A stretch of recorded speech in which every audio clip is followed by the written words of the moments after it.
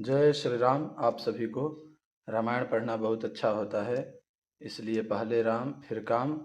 तो हम फिर से वहीं से शुरू करेंगे। तो आइए शुरू करते हैं।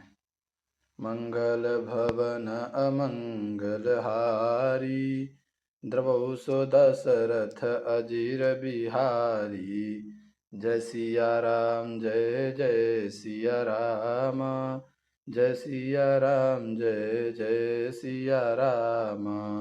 मन को प्रेम में मग्न जान राजा जनक ने विवेक का आश्रय लेकर धीरज धारण किया और मुनि के चरणों में सिर नवाकर गदगद प्रेम भरी गंभीर वाणी से कहा। कहु नाथ सुंदर दो बालक, मुनि कुल तिलक की नृप कुल पालक।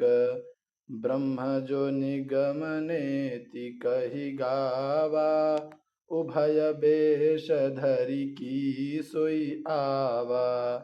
हे नाथ, कहिए ये दोनों सुंदर बालक मुनि कुल के आभूषण हैं या किसी राजवंश के पालक, अथवा जिसका वेदों ने नेति कहकर गान किया है, कहीं वह ब्रह्म तो युगल रूप धरकर नहीं आया है। सहज विराग रूप मनु मोरा, थकित होत जिमि चंद चकोरा।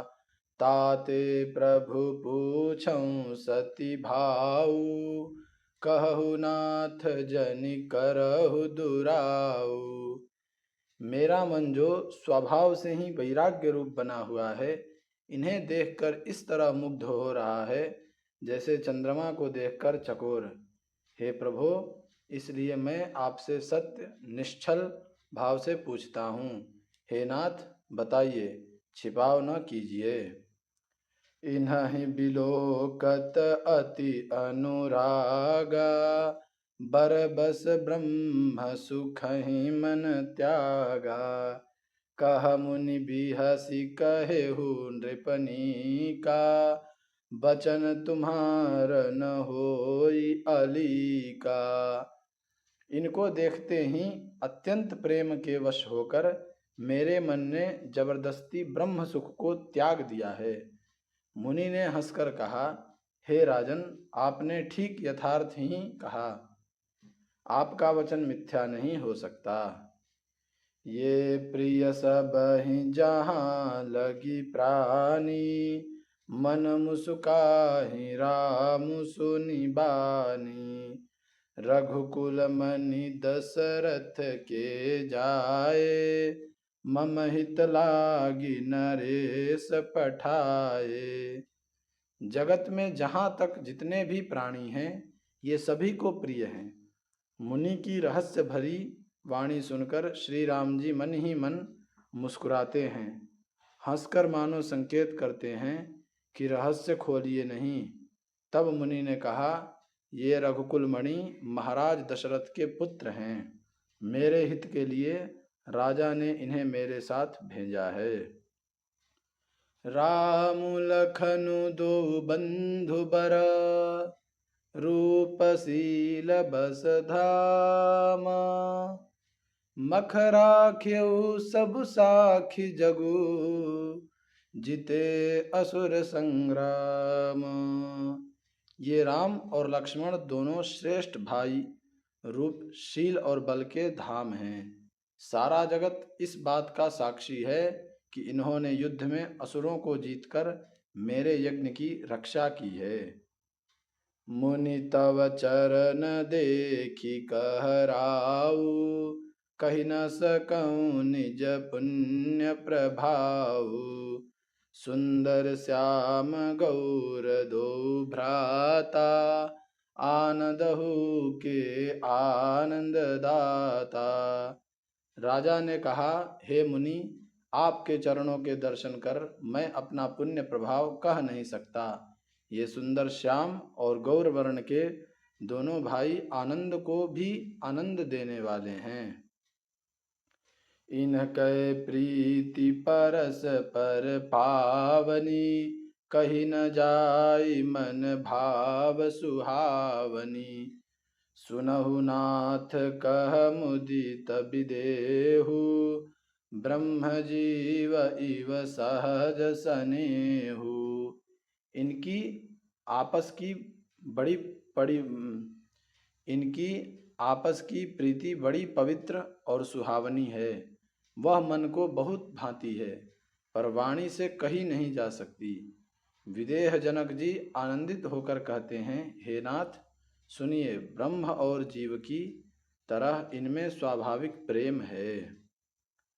पुनि पुनि प्रभु ही चितव नर नाहु, पुलक गात उर अधिक उछाहु।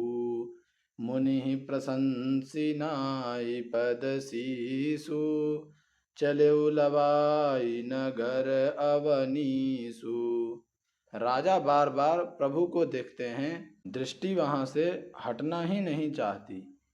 प्रेम से शरीर पुलकित हो रहा है और हृदय में बड़ा उत्साह है। फिर मुनि की प्रशंसा करके और उनके चरणों में सिर नवाकर राजा उन्हें नगर में लिवा चले।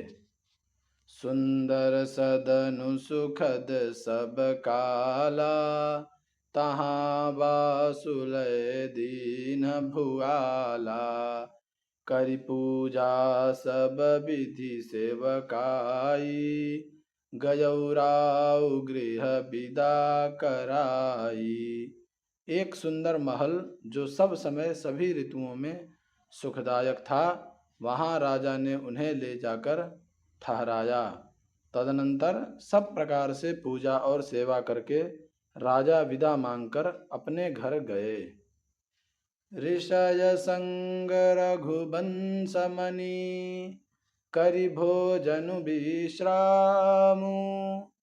बैठे प्रभु भ्राता सहित, दिवसु रहा भरि जामु।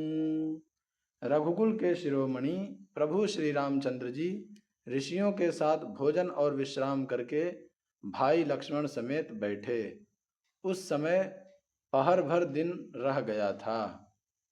मंगल भवन अमंगल हारी, द्रवहु सो दशरथ अजीर बिहारी। जय सिया राम जय जय सिया राम, जय सिया राम जय जय सिया राम। आज के लिए इतना ही। कल हम फिर से यहीं से शुरू करेंगे श्री रामचरितमानस पाठ। तो अगर आप सभी को वीडियो पसंद आया हो तो वीडियो को लाइक कीजिए, चैनल को सब्सक्राइब कीजिए और कमेंट में जय श्री राम लिखना ना भूलिए। मिलते हैं अगले वीडियो में, तब तक के लिए आप सभी को जय श्री राम।